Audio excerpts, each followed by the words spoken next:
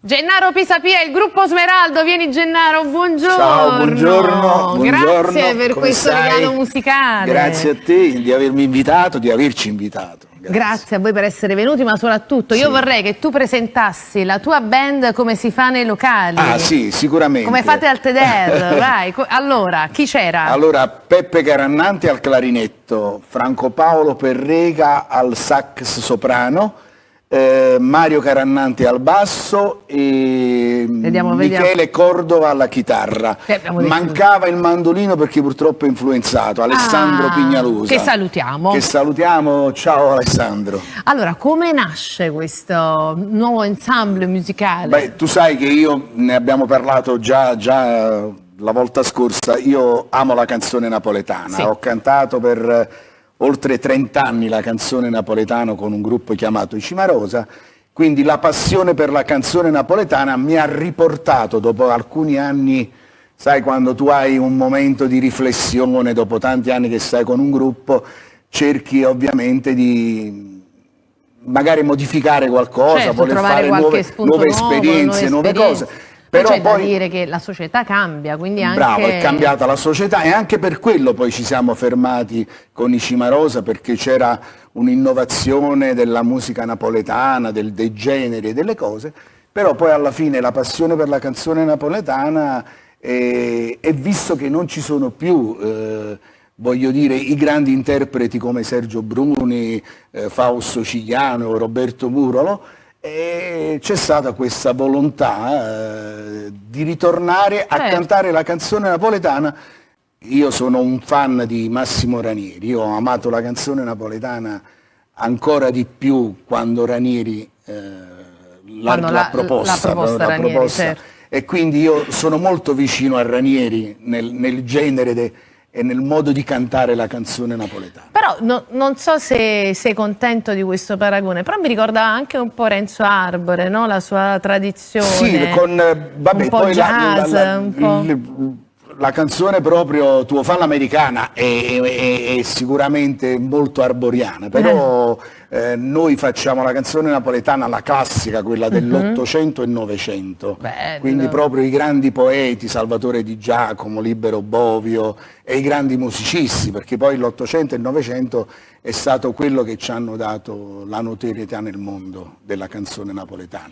Poi fortunatamente abbiamo avuto Carosone, Pino Daniele, che purtroppo il 4 gennaio sono 10 anni che ci ha lasciato, via, sì. E noi nel nostro spettacolo facciamo anche un omaggio a Pino Daniele. Il vostro spettacolo si tiene tutti i venerdì alle 21 al TEDR, nei pressi di Piazza Municipio, ma anche la domenica nella pomeridiana. Devo dire che è stata una scommessa, perché io personalmente ho voluto fortemente creare un posto dove si potesse proporre la canzone napoletana. Che ho sempre pensato mancasse.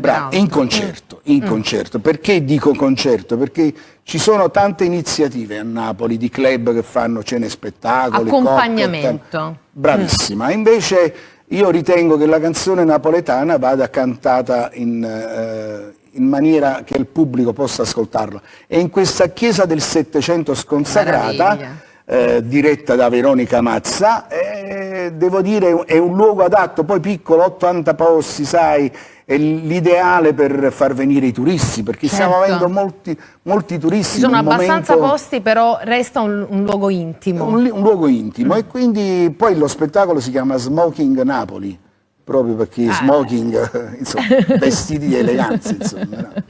E stavi parlando dei turisti, c'è risposta da parte dei turisti? Devo dirti che dicembre ci ha dato tanta soddisfazione, abbiamo avuto francesi, inglesi, tedeschi e quali sono quelli che partecipano più attivamente? Guarda, la fortuna del linguaggio, della lingua napoletana, fa sì che non c'è bisogno di dare tante spiegazioni. Anche quando io racconto degli aneddoti divertenti sulle canzoni, insomma, spiego la canzone, la traduciamo anche in un napoletano, in un inglese maccheronico, però devo dire che la gente poi quando sente la melodia napoletana partecipa e nei brani di Carosuno si scatenano, devo dirti. D'altro canto, perché insomma, è un patrimonio ritmo- mondiale Esatto, la canzone esatto, napoletana, penso che esatto. la conoscano ovunque. E quindi era proprio necessario avere un riferimento, ci ho sempre pensato, no? Cioè, vai a Parigi c'è il Moulin Rouge.